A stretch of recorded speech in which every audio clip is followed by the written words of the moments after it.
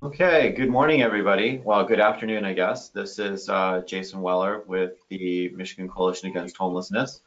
Hopefully you are here to join us for our webinar this afternoon about engaging with policymakers. We just hit the 12 o'clock hour, so I know that we have the proverbial 12 o'clock rush with folks logging in and getting situated. So we'll give everybody a few minutes before we officially get started. But in the meantime, for those of you that joined us in a timely manner, point out a couple of things. First off, there are two handouts, including PDF of all the presentations for today's webinar, and that's available in the handout section. So if you're unfamiliar with the GoToWebinar platform, there's a little control panel on the right-hand side of your screen. There's handouts with a triangle next to it. If you click on that triangle, a drop-down menu will pop up, and you'll see there's two documents there. One is the PDF with the presentation, and the second is a document that one of the presenters will be talking about during her time today. So please feel free to avail yourself of those resources. I will try to make the documents available after the fact and send things out to everybody via email, but this is obviously the easiest way to make sure that you get everything. The other housekeeping item is if you're having any issues with your audio or video connection, so the audio is dropping out, or you're having any problems with the video not working, not displaying properly, 99.9% of the time that is a connection issue and not something I can actually fix. That's either an internet issue or an app issue. And the best thing to do is log out and log back in, and that should fix it. Otherwise, if you're finding something else is not quite working the way you think it should be, in particular, if either I'm talking or one of the other presenters is talking about content that you're not seeing on the screen, that usually means that something's frozen somewhere along the way. Please let me know via the questions box. Again, that's in the control panel, right-hand side of your screen, little triangle. Click on that, and you'll see the prompt there for asking a question. And yeah, if you send that in and just give me a heads up, that would be appreciated. Otherwise, I think let's give it another minute or so. I've seen a little burst of folks logging in, and I suspect that given the number of people that registered, we still will have some folks joining us late, but I know it's easier just to give a little bit of time here at the front end so that everybody is on the same page.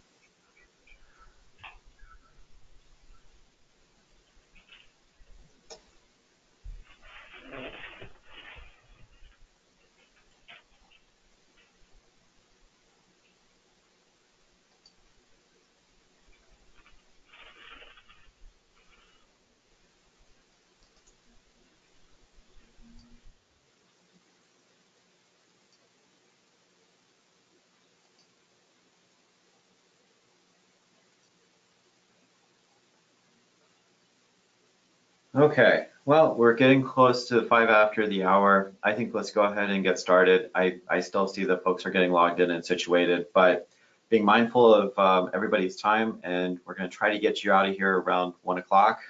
Fingers crossed it goes well. I think let's go ahead and get started. So the first thing I want to do, well, first off, let me again welcome, for those of you that just logged in the last minute or two, let me welcome you. This is the Homeless Awareness Month 2018 webinar focused on engaging with policymakers. So I'm, of course, Jason Weller with the Michigan Coalition Against Homelessness, and today we're joined by Griffin Working out of Senator Peters' office. I think Griffin has many titles, Mid-Michigan liaison / guru of all things policy and legislation related, probably would be a good title for him. We're joined by a handful of folks from Speak Out at Ozone House. You'll learn more about what Speak Out is when their turn comes.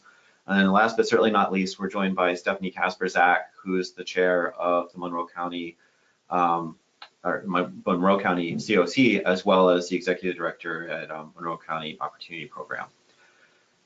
So, so we get to just learned a little bit about us. You'll learn a little bit about each of the presenters when they get a chance to talk.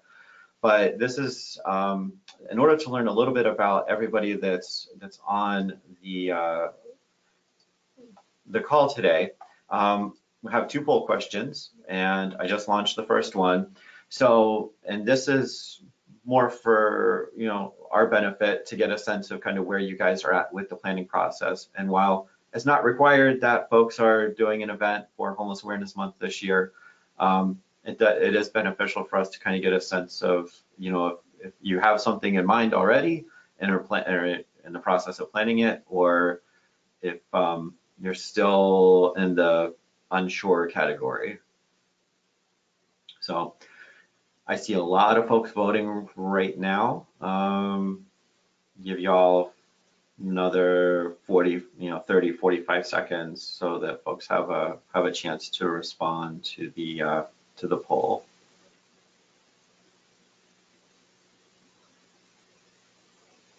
Okay, wow, interesting things happening. So we have people logging in and participating in a poll, I think, simultaneously. So thank you for the folks who are logging in and participating. We appreciate that. We like joiners on these webinars.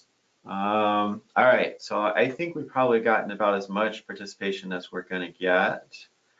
So let me go ahead and close the poll and share it with everybody. So, wow, so about 73% of you said that, yep, of course you got something in the works. 23% probably not, but there's still time. And 4% call me maybe. So had to work in the Carly Rae Jepsen reference. Sorry for that. So there you go. So a very, very small group of folks who are unsure. And so the second question wanted to ask everybody, and this will also help with, I think, the panelists with giving examples and some of the content they're going to talk about today. And this gets into your experience level. So for those of you who are participating, how would you grade yourself in terms of the amount of experience that you've had engaging with policymakers? And so the pro category, that's like, you've got at least one policymaker who's got you on speed dial and calls you on a regular basis whenever they've got a question or an issue. And the work in progress is you've had meetings, you've got relationships, but there's still room for improvement. And of course, the newbie is pretty self-explanatory. So, all right, so lots of folks participating. Keep things open for another 15 or 20 seconds, see if we can get any more votes, because we've had a lot more people vote for that in that first poll. And keep in mind, this is complete. I should have said this with the first question as well. These are completely anonymous. No way of tracking back people's answers. So, if you say I'm a pro, which looks like nobody has, and then ask questions later, nobody's going to come back and say, well, you said you were a pro at this. Why are you asking these questions? All right, I'll give everybody another 5 seconds to vote, and then I think we're going to wrap this up. Okay, so here we go. Thank you for everybody who took the time. So let's see. So interesting. We have nobody who categorizes themselves as a pro. I think there's some interesting social science research about that. About a third of you said you were a work in progress, so you have some experience engaging with policymakers. Not surprising, over half of you said that this is new territory for you, and only 8% said that you didn't want to answer the question. So thanks for everybody for taking the time to respond to the survey. I'm not surprised to see so many folks who are new at this. I looked at our registration list last night, and there are a lot of new names names that I didn't recognize, and for today's webinar. So not surprised to see these kinds of results.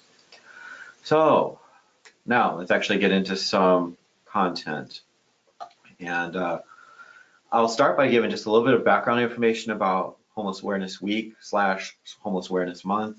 For those of you that participated in the webinar last month about engaging with community members, I apologize because this is going to be a repeat.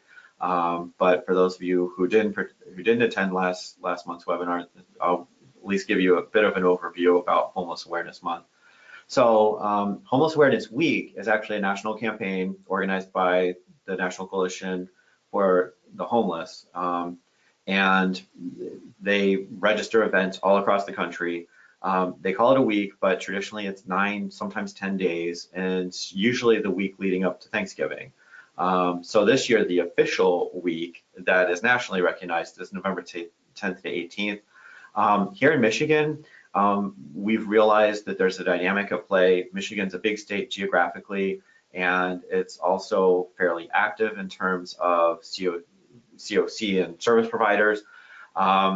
So what we've been finding is that we've had communities, for a variety of reasons, who have hosted events that they've dubbed under Homeless Awareness Week, starting at the end of October, going all the way through the beginning of December. So this year we figured we would do something different, and we just call it Homeless Awareness Month, say the whole month of November is in play, so that we try to encapsulate and capture all of these events that are going on, so that nobody has to feel like if they're doing an event at the end of October because that's when their space is available or that's when it works logistically for them, that they're somehow missing the mark.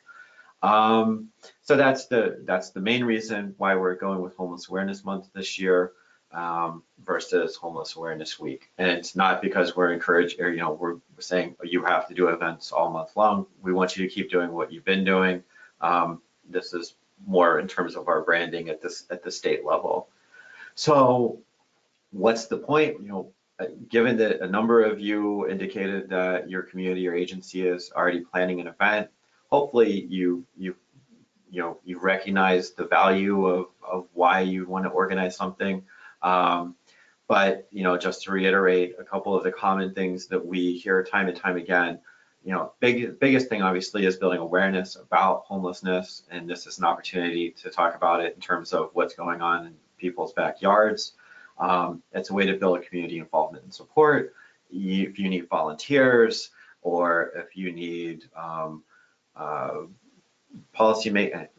very timely, if you need members of the media or policymakers to become more familiar with the work that you're doing, getting them out to your events is a prime way to make that happen.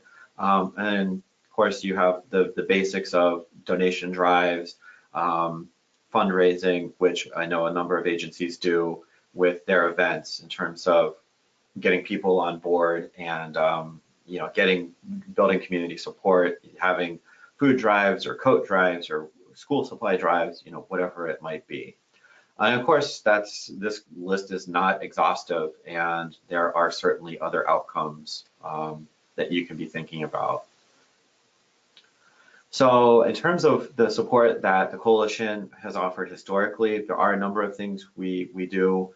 One is we do have posters for Homeless Awareness Month. This year we actually had it as a contest, and I just heard this morning that I think we had over 20 entries in the contest. So hopefully within the next week or so we'll be announcing who the winner is. Needless to say, we're very impressed with the amount of participation we've had from folks across the state, and we look forward to announcing who the winner is and providing poster templates for everybody to use across the state. We also have Homeless Awareness Week Toolkit. Should have updated that to Homeless Awareness Month Toolkit. And that's available at our website. I'll actually send that out via email to everybody afterwards. We do have a Facebook group that's a private Facebook group for event planners. So I will send the link out to how to access that group. Again, the email will go out probably tomorrow, following up from today's session. And if that's something that either you or you think some colleagues would be interested in joining, that's pretty straightforward.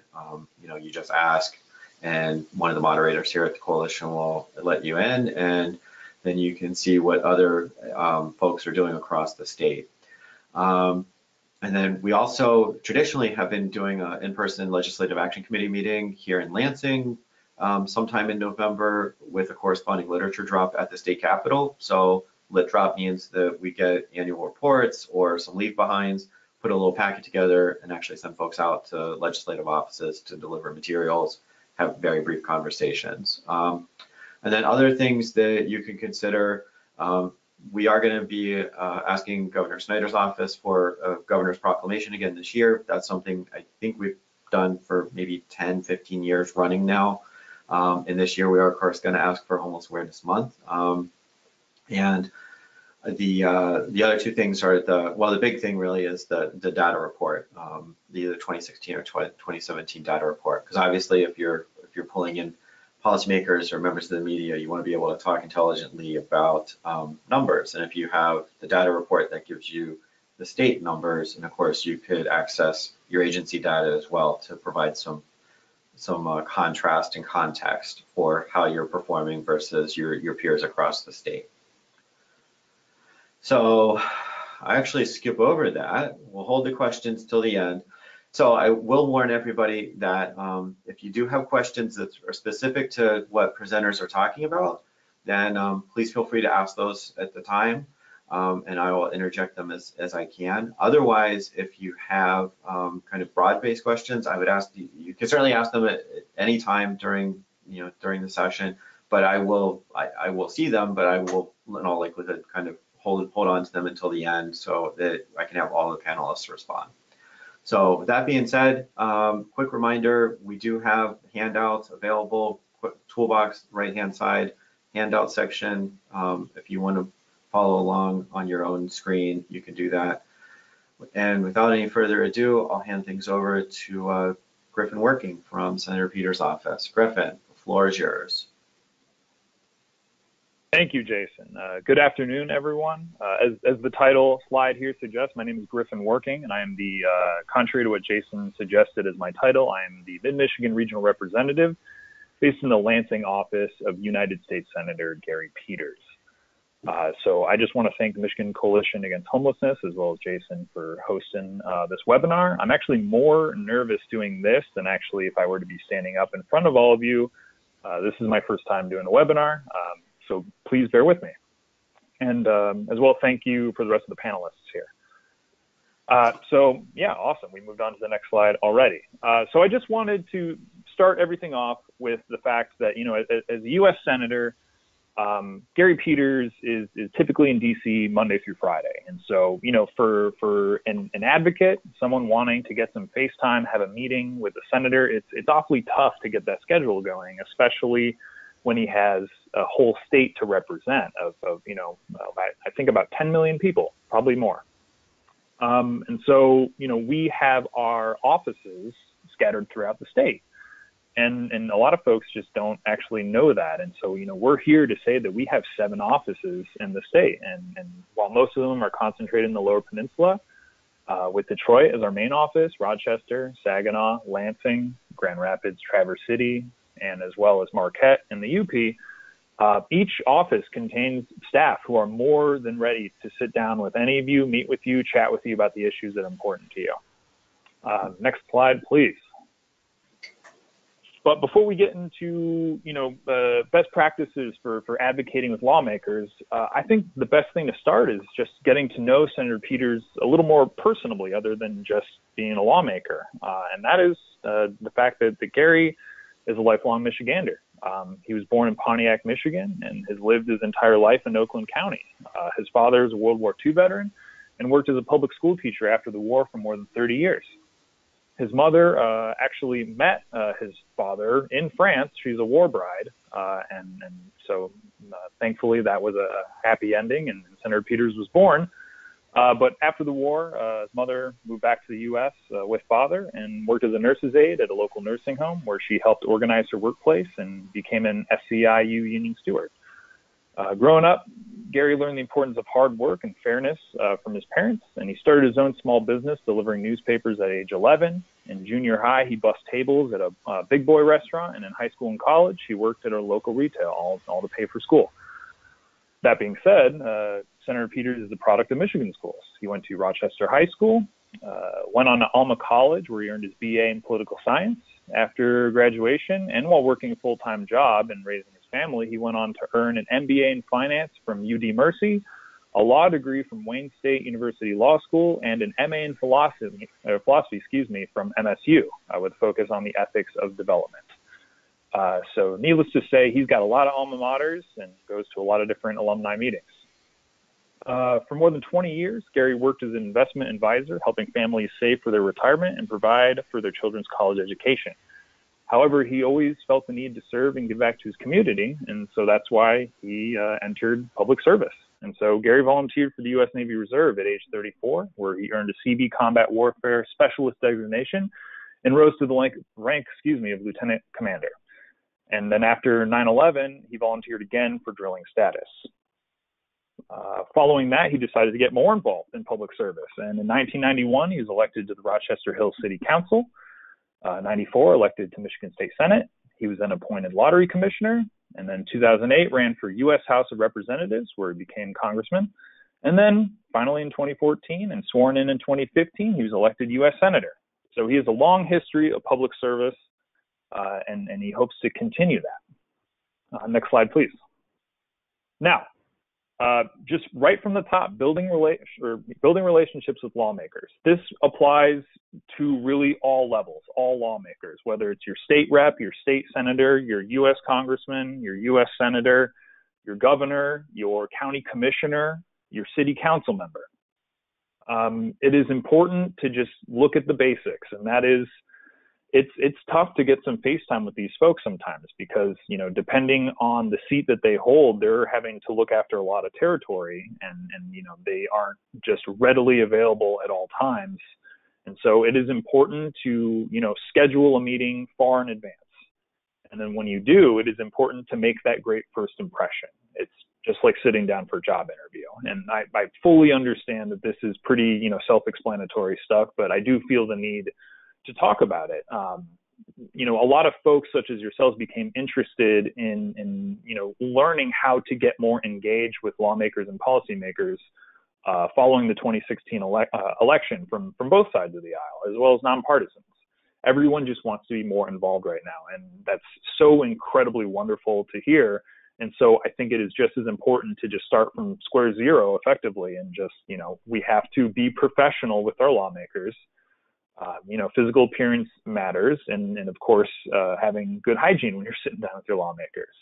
It is interesting sometimes when folks come in wanting to talk about an issue, but, you know, there are some, you know, issues in how they're making their first impression. Next slide, please. A big one here is doing your research on the member. What committees do they chair on? What committees do they sit on? What committees are they the ranking member of? And just to answer that question, it's not rhetorical. Senator Peters serves on the Armed Services Committee, the Commerce, Science, and Transportation Committee, where he's a ranking member of the Subcommittee on Surface Transportation and Merchant Marine Infrastructure, Safety, and Security. He sits on the Homeland Security and Government Affairs Committee, where he's a ranking member of the Subcommittee on Federal Spending Oversight and Emergency Management. He's also a permanent Subcommittee on Investigations member. And then finally, he sits on the Joint Economic Committee, where there are members from both the House and the Senate. Does the member of Congress, have a family member connected to your cause? That's a great way to make that first impression and provide that link of personableness that really sets that relationship strong. It builds a strong foundation. You know, when I sit down with someone, you know, obviously the small talk that you make, you know, in a meeting where it's like, oh, you know, what's your alma mater? You know, do you like sports? And those small talk questions help build that relationship. And it really lets you stand out from the pack. Do you know if they have supported related issues? And a good tool for that is believe it or not, congress.gov. It is your friend. You can, you know, search a particular member of Congress or senator. And so this is for the federal level. Unfortunately, Congress.gov does not work for your state senators and state reps. But you can just go right on there and see who's, what piece of legislation or spending bill is important to you, and see, who's already co-sponsored it. And then you can click on that member's name and see what other votes they've made. Or you can generally go onto these members' websites, and they will typically have some sort of section on their website with like a press tab in which you can see, what bills that they've happily supported and want to broadcast to the country and to their state. In addition, what do they like? What are their hobbies? Believe it or not, members of Congress do in fact have hobbies. And Senator Peters, while kind of a big dork, he really enjoys riding his motorcycle. He's a big Harley rider. So as an example down below, you see Senator Peters enjoys riding his motorcycle. Well, how does that relate to nutrition? Say your big issue is nutrition. Try and find that common ground. So another example, Senator Peters serves on the Armed Services Committee. How does this relate to homelessness and housing issues? And so, the quick answer for that is, Armed Services Committee, Senator Peters wants to care for veterans coming home from conflicts abroad. And obviously, veteran homelessness is an issue that many counties are hoping to eliminate. And, I've been working diligently with the Livingston County Veterans Services, as well as the Livingston County Homeless Continuum of Care, who have gone to great lengths to try and completely eliminate veterans homelessness in that county. Next slide, please.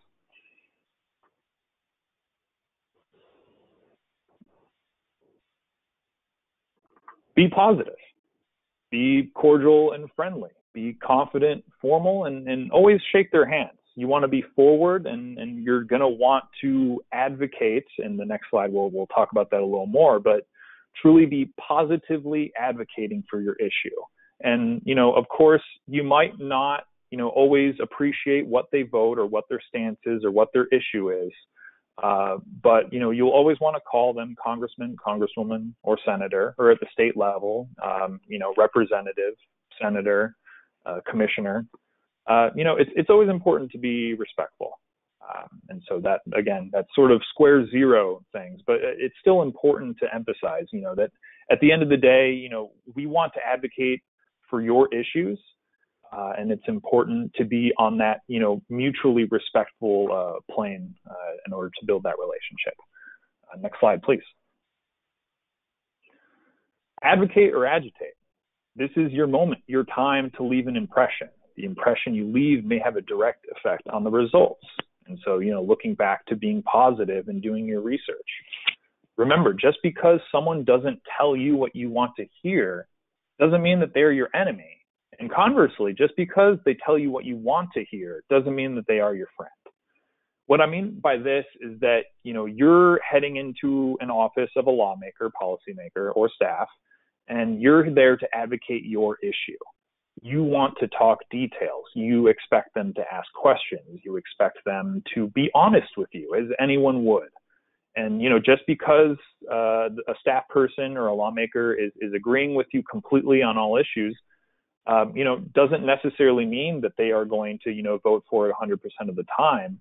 And that's why doing your research and seeing what previous votes they've done, or asking them, what votes they've done, just to, confirm, where they stand on the issue.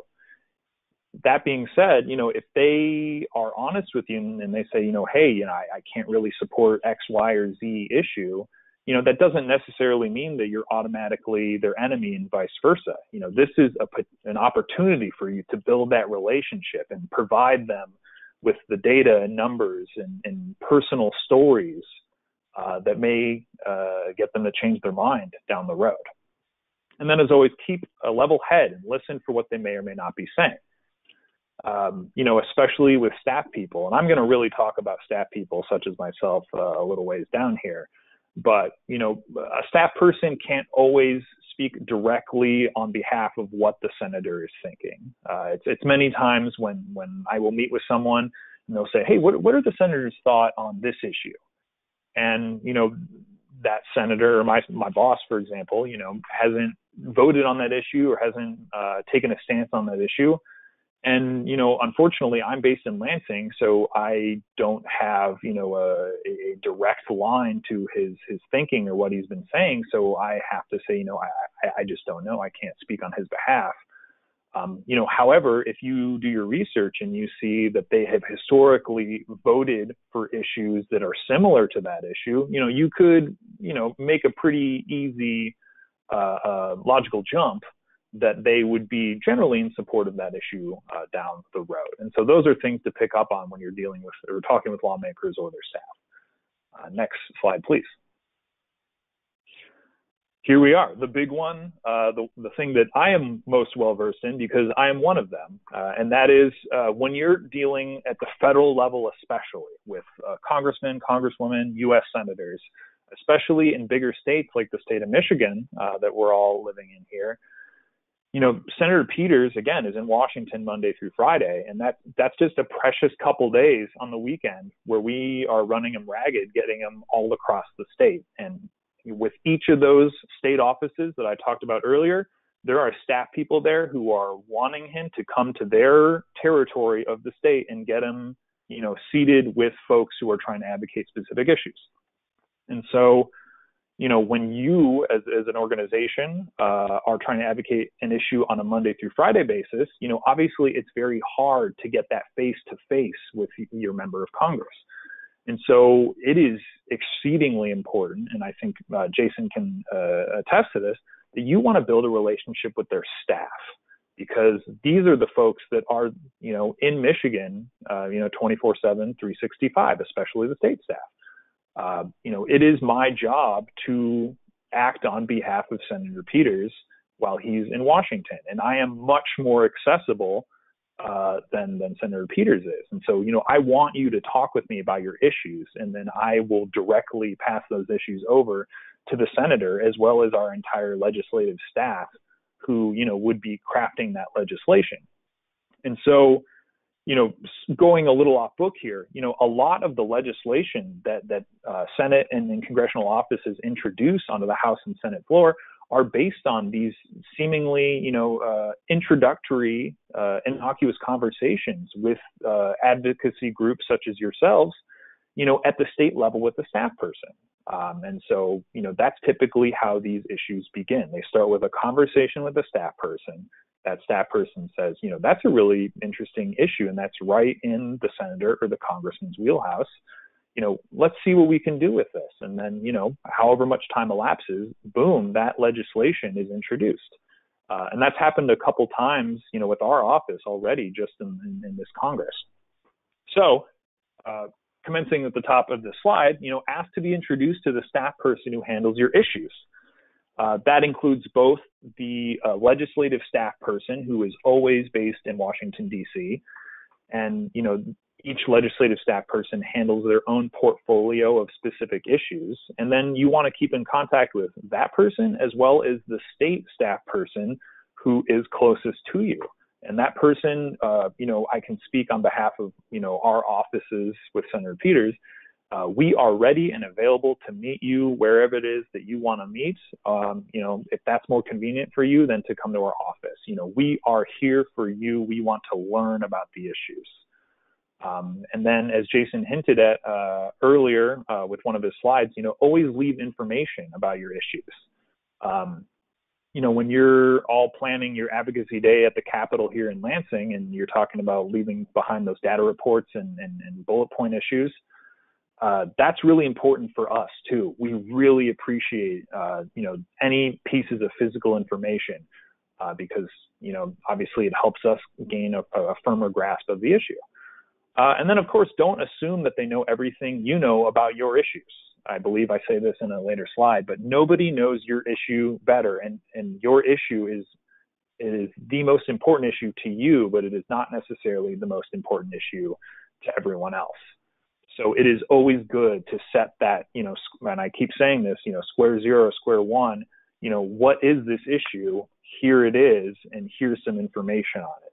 It's always better to over-explain and oversell than to under-explain and undersell. And I believe I talk about that a couple slides from now. But this ugly mug here is myself. So I just wanted to build a little personal rapport. I did that with Senator Peters, and I want to do it with myself too, because it is important that, I want you guys to get to know me, and I want to get to know you. So this is me about 4 or 5 years ago. I was an intern with then Congressman Peters, who I am very cheesingly holding to my left. After some sort of event where it was the first one as an intern, I got to staff, and I was so unbelievably thrilled to do so. And needless to say, that left a lasting impression on me, such that I am no longer an unpaid intern, but a paid staff on his team. So next slide, please. This is me. Again, just about 2 weeks ago, I was the best man at one of my best friend's weddings, just a couple weeks ago in Grand Rapids. And beside the fact that my beard now exists and my hair is getting higher off my head, not much has changed. I still have the same enthusiasm, despite my attempts at recreating American Gothic. And my wonderful girlfriend, Whitney, is to my side there. And just a little bit more about myself. Next slide is I am a huge cat person. And so that's my cat, Zoe. And I think she is the most adorable thing on this planet. And I implore all of you to ask me about Zoe anytime you want to get to talking to me. Anyway, enough embarrassing photos about me or amazing photos of my cat. Next slide. I just wanted to bring this slide back because if you're a advocacy organization near any of these offices, you definitely want to get in contact with our staff people. I am one of 2 staffers in Lansing. There are 2 staffers in Grand Rapids, Saginaw, Rochester, Traverse City, Marquette. And because Detroit's our main office, we have a bunch more down there because we also have a completely dedicated constituent services team for folks who might have an individual issue with a federal agency. And so that's why we have dedicated staffers down in Detroit specifically for those needs. But everywhere else, while it is, objectively a skeleton crew, I myself in Lansing am one of 2 who oversee 13 counties in mid-Michigan up and down the 127 corridor. As far north is Mount Pleasant, and as far south is 4 southern counties in terms of, Lenawee, St. Joseph, Hillsdale, counties down there. So we have a lot of territory to cover, just the 2 of us. But, we do our darndest to make sure that we're out and about and talking and meeting with as many folks as we can and making sure that they know that we are there for them 24/7. Next slide, please. Actually, Griffin, you've got a quick question. One of our attendees was wondering if Zoe is a shelter cat. Apparently Zoe is one. So actually, I'm like the adopted father of Zoe. It was my girlfriend's cat, and she was going to be a shelter cat. A friend of hers, cats had some unexpected litter, and most of them were going to the shelter. But as soon as my girlfriend found Zoe as a wee kitten, she said, I have to have her. So she was going to be a shelter kitten, but we preempted it. So Kamisha, well done. I think you're already putting into practice some of the things that Griffin's talking about with that relationship building and the small talk. So kudos to you. That's such a good question. Thank you. Yeah. But yeah, just to circle back, like, please, I want to get to know all of you, and the rest of our staff want to get to know you and your issues as well. And when you meet with us, it is a matter of overselling versus underselling. Because each of us staff are looking after many, many counties, and that means we're looking over every single issue that is important to any single organization or individual who wants to come in, just to walk into our office or to give us a phone call and ask to meet. It can be about anything. And that is an issue that is important to us because it's important to you. That being said, it must be understood that your issues are never as important to others as they are to you. It is your job to make that issue important to us by doing your research and following up and giving us information, because we want to learn. But, if we, don't have that foundation of information to provide for us, we want to help, but, when we are, back to back in a dozen meetings in a day about, One minute I am helping farmers unload baby chicks at a cage-free barn down in Jackson, which is a true story. And then the next minute I'm at a aquaculture farm, and then the next minute I'm meeting with a cybersecurity company. Each of those are very different issues, and I want to be able to have a understanding of all of them. But it helps when those advocates come to the table with information. Just as important, following that meeting or connection or phone call, it is important to follow up. Again, understand that your issues are never as important to others as they are to you. And that it should be an empowering statement. You are the guru, so to speak, of your issue. And you're definitely going to want to follow up with us and to keep tabs on our whereabouts and to keep tabs on what we're doing. Or if there's a piece of legislation that's going through Congress or even in the state legislature, follow up with that staff person or that member of Congress or that state senator. Hey, that bill that I was talking about is working through committee, about to get a vote. Just wanted to see where things are. Has anything changed? Have you made a decision yet? Have you decided to co-sponsor this bill? I have some great relationships with a couple advocacy groups and directly pertaining to homelessness. Again, the Livingston County Homeless Continuum of Care. A homeless advocate by the name of Terry Aris is absolutely wonderful, and she's constantly keeping me up to speed on that continuum of care's whereabouts, what they're doing for Homeless Awareness Month, any sort of advocacy that they're doing at the Capitol. And she's constantly updating me on what's going on, and they put me on email listservs to keep me up to date on what other homeless service organizations or housing service organizations are up to in that county. And it's really appreciated. In addition to that, use multiple methods of communication. And this works well for lawmakers, for staff, or for anyone.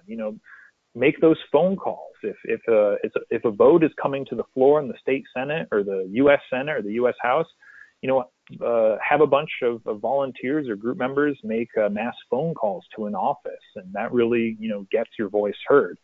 Schedule face-to-face meetings and follow-up face-to-face meetings, email, send letters, use Facebook, Twitter, Instagram. I don't know if Senator Peters has a Snapchat. I just really don't. I don't even have one. So I guess that makes me pretty bad. But again, it is easy to undersell your important issue, but it is very difficult to oversell. So you definitely want to try and oversell. And then at the end of the day, keep it simple. You have your information, you have the issue that's important to you, and you have your ask generally. Don't generally try and sort of do like, oh, well, what about this issue that is completely unrelated to the original one that you were talking about? Not to say that you shouldn't do that or that that's not allowed, but, to advocate the best possible way and to oversell, it is best to hammer home the one particular issue and then schedule follow-up meetings if you want to talk about other issues. Next slide, please.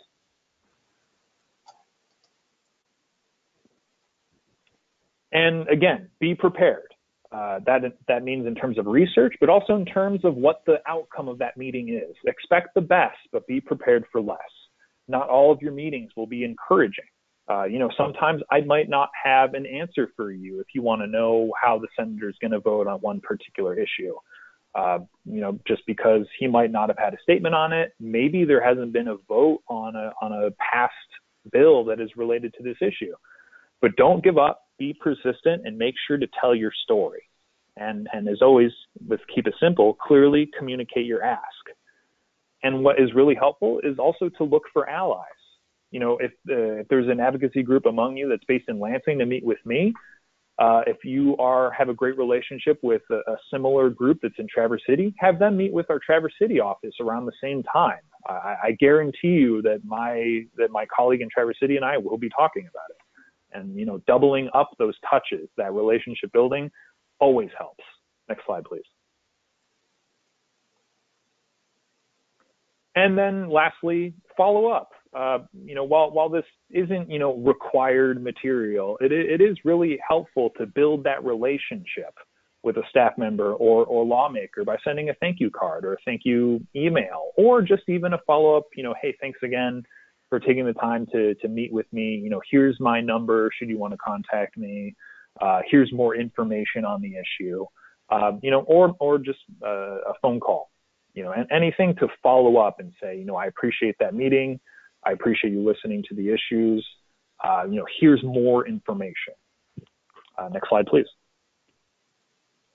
I think I've gone over a little bit, so I apologize. But here's my contact information. That is the address to the Lansing office, which I am not currently in, but where I am based. That's our office number, and that's my email. I please encourage you to shoot me an email whenever you have questions.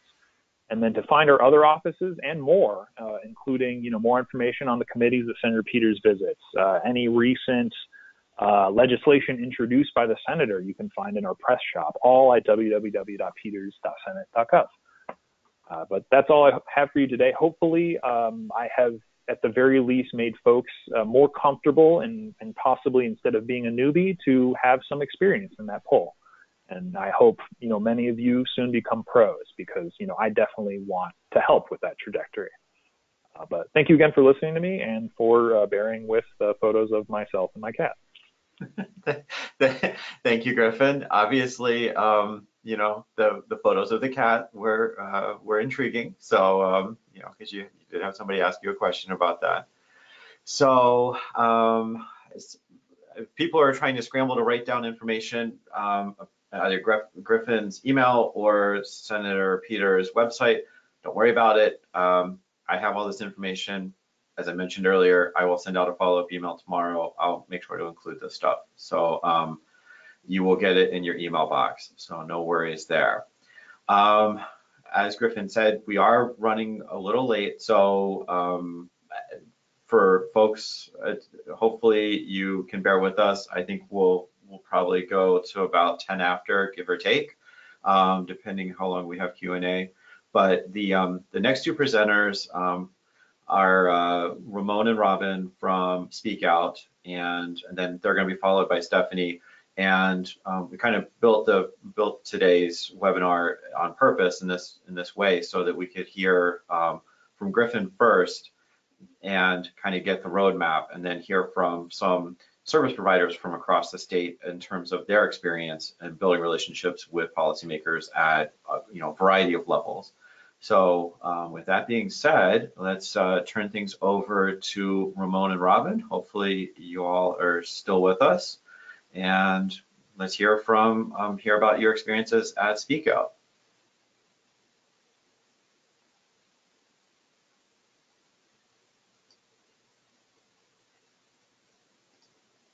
Ramon and Robin, are you there? I think we're having an issue with their audio, which they warned us that there might be an issue earlier. Okay, well, I will try to deal with that. Stephanie, I'm going to unmute you. We'll do a little bit of an audible here.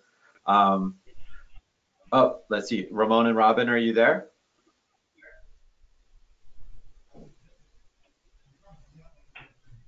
Ramon and Robin, can you hear us? Okay, not sure what's going on with Ramon and Robin. Stephanie, are you with us? I am. Okay, let me forward to your presentation, and in the meantime, I will talk offline with Ramon and Robin and see what we can do. Oh, I went too fast. Okay, so here we go. So we will slide back hopefully to the presentation from Speak Out here. We'll switch things up and they will go last. It'd be nice if preview would actually cooperate. Here we go. Okay, so Monroe County Opportunity Program and the chair of the Monroe COC, Stephanie Kasperzak. Stephanie, the floor is all yours. All right, thank you for having me, and thanks to everybody for joining today. So given our time, I'm going to try and be as brief as possible, but I wanted to share with all of you a couple of things that we do here in Monroe County through our Network on Homelessness to engage with local legislative liaisons as well as state and federal folks as well. So the first thing we do is put together material. So we like to make sure that we have some good material that articulates what we're doing here in Monroe County. So I did share a couple of photos with you, and I'll talk a little bit about our executive summary. Our executive summary was created when we developed our 10-year plan to end homelessness. And so each year we update it based on things that have happened that are new. It shows our PIT numbers, our point in time numbers that are trended over time, so you can see increases or decreases in our homeless population. And it also focuses each year on a specific topic. So on the slide you're looking at here, this is our year 3 of our 10-year plan to end homelessness, and we focused on children. We have tackled topics such as domestic violence, chronic homelessness, affordable housing. So we really like to give it a different spin each year to address a different root cause of homelessness. But we created this summary as a way to reach out to our legislators and our local elected officials. And we really wanted to make sure that people stayed up to date on the issue of homelessness in Monroe County. So what we do is we go around when our executive summary is released, and typically we do that in the fall, right in anticipation of Homeless Awareness Week. We'll get on the agenda for our city council. We'll get on the agenda for our Board of Commissioners. We also take this information to our Human Services Collaborative Network. And then we do work with our state and federal legislators as well to sit down with them, folks like Griffin in the offices of our federal legislators, just to make sure that they know who we are and they know what's going on in our particular county as it relates to homelessness. So that's a little bit just of an overview of our executive summary. If we can go to the next slide. The first thing I wanted to point out in the next slide is just the visual. This is our year 4 summary where we focus on chronic homelessness. And you probably can't see the words there, but you can see it hits home. And this was a chronically homeless individual who was living under one of our bridges in Monroe County. The municipality wanted to do something about people living under the bridge, and they wanted to get them into housing. So we worked very closely with our city government, and this is Randy, and Randy got a home, and was the first time he had a home in a long, long time, and he took immaculate care of his apartment. So that was one of our success stories that we wanted to highlight that year, and Randy was gracious enough to let us highlight his story. But it really talks and focuses on chronic homelessness. So our 10-year planning team puts together the executive summary, and as I mentioned, we present to City Council and our county commissioners, also to our state and federal legislators. And then what we do in addition to that is we order 1,000 copies and we distribute it to all of our township officials, our township supervisors, and just anybody at any level to make sure that they have the information to know where we are in Monroe County. And the next slide is just one more example of, you see there in the picture that year we focus on domestic violence.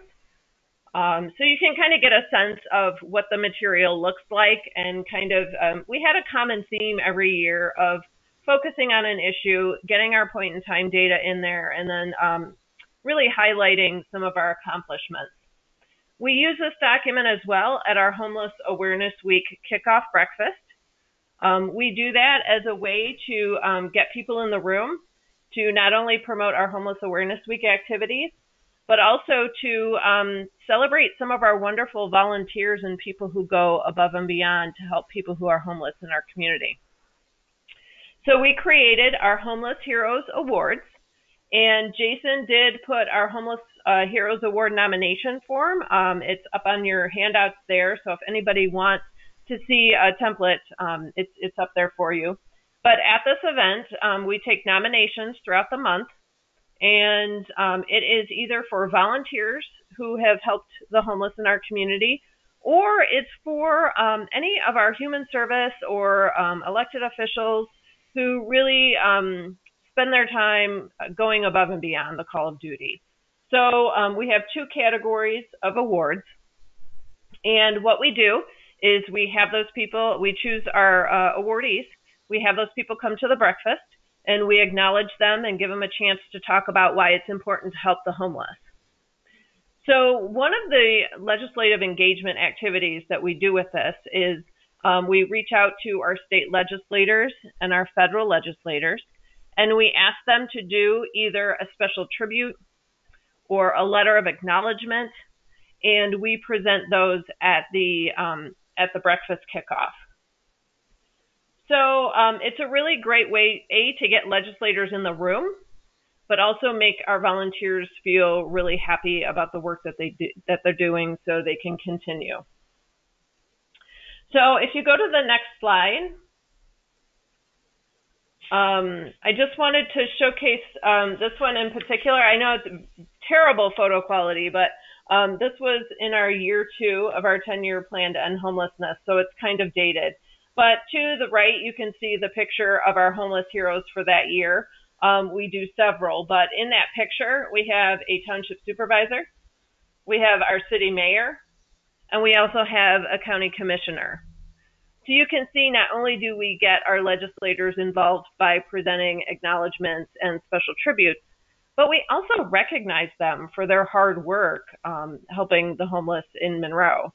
And so it really helps us to build that engagement and build their support for what we do, so that if there is legislation that's pertinent in our community, that they know who we are, that they know how many people are homeless in our community, and that they're really tied into the network that helps do something about it. So that is just a real simple overview, and I'm going to cut it short on that to give Ozone House a little bit of time here because it's almost 1 o'clock. But if anybody has any questions, I'm happy to answer them. And then the final slide there is just my contact information. So if you want to reach out to me offline, you can do that as well. But again, I'm happy to share the nomination form, which is on your handouts there. Yeah, and to reiterate, thank you, Stephanie. And I was going to say, to reiterate what I said after Griffin's presentation as well, the follow-up email I'll send out tomorrow, I'll include everybody's contact information. So if folks are looking for a connection with any of the panelists, you'll be able to connect with them offline. You know, if there's something specific you want to ask about. So it looks like we've been able to resolve the issue with the folks at Ozone House. So Ramon and Robin, give me 1 second. Ramon and Robin, are you with us? Hello. Yeah. Okay, welcome. Sorry, I'm not sure what happened there for a hot second, but glad you're still here. So let me swing back to the presentation and go back to your slides and have you guys wrap things up for us. And thanks, Stephanie, for being so flexible. Thank you to everybody for being flexible. It comes with the territory in the nonprofit sector. Okay, so Ramon, Robin, the floor is yours.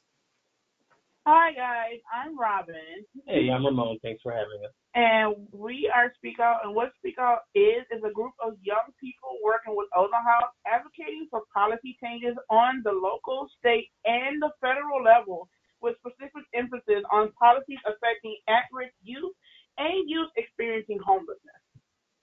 Now, one of the major ways that we do this is by engaging policymakers, right? So, as Ozone House representatives, we usually have to go to where they are to make contact with policymakers. But you can do this various ways, though. You can do face-to-face, which is going to them or bringing them to us. We do performance pieces and narratives, which is us inviting them to our locations where we do performance pieces to showcase scenarios that at-risk homeless youth might be in. We do a lot of phone calls and emails, and we get a lot of non-answers, or we talk to a staffer, which is fine. We'll cover that in a bit. But just keep contacting them to make sure that they know that we're there and that we're engaged in our mission.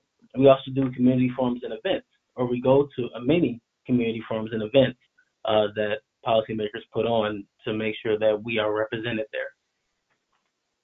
On the local level, we try to engage with the community, with the entire community, like the mayor's office, city council members, county commissioners, community members, including the Board of Education. For an example, we recently partnered with the mayor of Ypsilanti for an example for an event, called A Voice at the Table. It was a youth-led candidate forum that gave young people an opportunity to ask questions and to candidates for county commission and state legislators. We also participate in the city council meetings. We provide testimony at the Ann Arbor City Council meeting to advocate that land owned by the city should be designated for affordable housing rather than sold to a private developer. Now, on the state level, we have participated in Dome Day. This is a day where many runaway and homeless providers go to the Capitol, and the lawmakers make their chambers open for us to have meetings with them and talk about some of the issues that we had on hand. For example, our main thing was talking about the Homeless Children and Youth Act and making sure that they're aware that we're there, that we're pushing for it, and that act is on their radar. We meet with legislators that we've already established relationships with, and because of that, we've been able to forge new relationships with other officials. For example, like when we went to Dome Day, Yusuf Rabi gave us a shout out on the floor, and it said, Ozone House is here, let's give a hand. I thought that was really nice. And stuff like that doesn't happen if you don't show up to, their offices and have those talks with them. We've also invited State Representative Peterson to tour our drop-in center where many youth come here from at a certain time to make sure that they get the resources that they need to stay off the streets. On the federal level, we are involved with the U.S. senators and House representatives. We requested meetings with Stafford regional directors from the U.S. Senator Gary Peters' office. He also came to the Ozone House. We approached with the U.S. Representative Debbie Dingell during one of her Congress in the Community events to educate her about the Homeless Children and Youth Act and ask for her support as well. Engaging around federal legislators, we also do multiple calls and emails to Congress people about the federal budget for the Runaway and Homeless Youth Act and the education for the Homeless Children and Youth Program. We participated in the point in time count, but since we all know that young people are not often literally around at 4 a.m. in January, we continue to develop other ways to count those invisible youth. Next slide, please.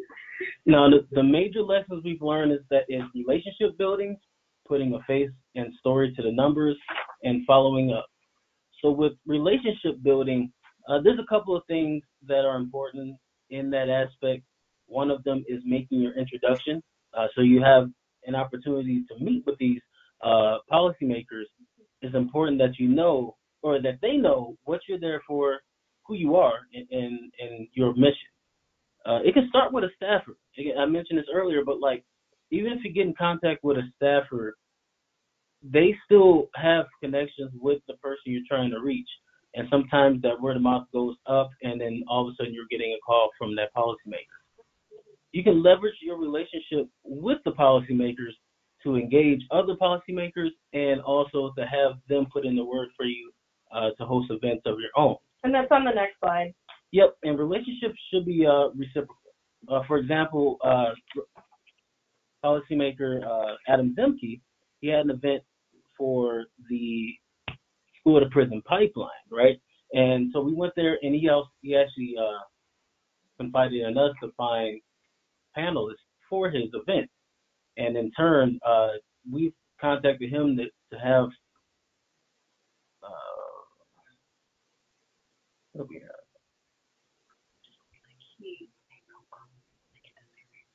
Yeah. So, like for example, we mentioned the point in time count. It doesn't encapsulate everyone who's homeless. We got in contact with him to make specific calls to the school boards so that we can do surveys at many of the schools in Washtenaw County. So we got more of a bigger picture of the homeless situation in Michigan. So we putting a face and a story on the numbers that people see every single day, like the percentage of the youth homelessness inside of Washtenaw County either goes up or down, but we want to put a story and a face on the numbers that people see. So we share stories from personal experiences and those directly impacted by the policy. Statistics are very important, but stories give a face to the numbers. We use a performance called Voices of Ozone that both incorporates data, but also shares the personal experiences of many of the Speak Out members. By sharing our story, decision makers hear from people directly affected by the policy, So, yeah, we love our job. Yes, and after that, following up is key. Having a specific request and a call to action, holding folks accountable. Do your research and continually check in via phone call, email, whatever it takes. Check the website for updates on voting and priorities.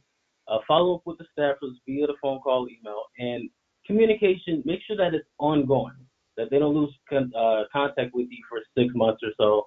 Make sure that you stay on their radar and that, share the written story. Any questions?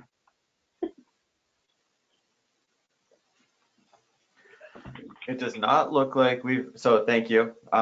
It does not look like we've had any questions come in. I also know that we've had a few folks drop off as soon as we hit 1 o'clock. So I think let's go ahead and open the floor and see if anybody has any questions for any or all of the panelists. Now is a great time. We've had a couple of folks write in and thank everybody for taking the time to be a presenter today. So again, thanks to Stephanie and Ramon and Robin and Griffin. And somebody did ask if the intention is to send out the slides with the follow-up email, and yes, that is the case. We are planning to send out this information. So, all right, it looks like we're getting lots of thank yous. I think maybe we're not getting that many questions because you guys were rock stars and pretty much covered everything. So let's just see. Let's see. Oh, so this is a related question for the folks at Ozone House. Somebody, Kamisha, asked if you have any intentions of offering any services in Genesee County. And I'm guessing Kamisha is talking about Speak Out in particular, or I'm not sure if Ozone's been talking with anybody about providing any other services. So I'm not sure if the county that was mentioned was Chesapeake or Genesee, but we do take in youth from other counties if that specific county is having a shortage or are unable to provide services for them. I think the main county that we get youth from, if it's not Washtenaw County, is Wayne County. But we're open to other counties if we're able to get them to our location, even whether they come here or we go get them. Services are limited. We need a lot more funds if we want to reach as many youth as we'd like. But in the meantime, we'll keep providing if we can. Okay, thank you. Wow, so we just had a huge rush of additional thank yous come in. And Ozone House, you get a shout out for the performance piece. And in all honesty, Eleanor says that she loves that idea. And in all honesty, this is partly why we bring in new panelists to talk about topics like this, because we want to introduce cool ideas to folks all across the state to plant seeds so that they can be replicated, so that we can start growing a forest. So Eleanor, thank you for the recognition of the awesome work that Ozone House is doing. It's just scanning through real quick. It doesn't look like we've had any more questions, just lots and lots of accolades. So I think given that we're already at 10 after and we've lost a couple more folks, why don't we go ahead and call it a day? For everybody that participated in the webinar, thank you for your attention. Apologies for running a little over. It's apparent that the content was very well received, given the accolades that flooded in. For all of the panelists, for Ramon, Robin, Stephanie, and Griffin, thank you for taking the time to share your stories with us today.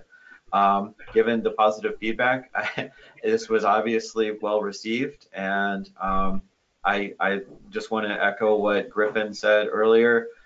Given that we had a lot of folks that were rookies and newbies on the on today's presentation, I think all of us look forward to being with you on your journey as you become professionals in this world of advocacy.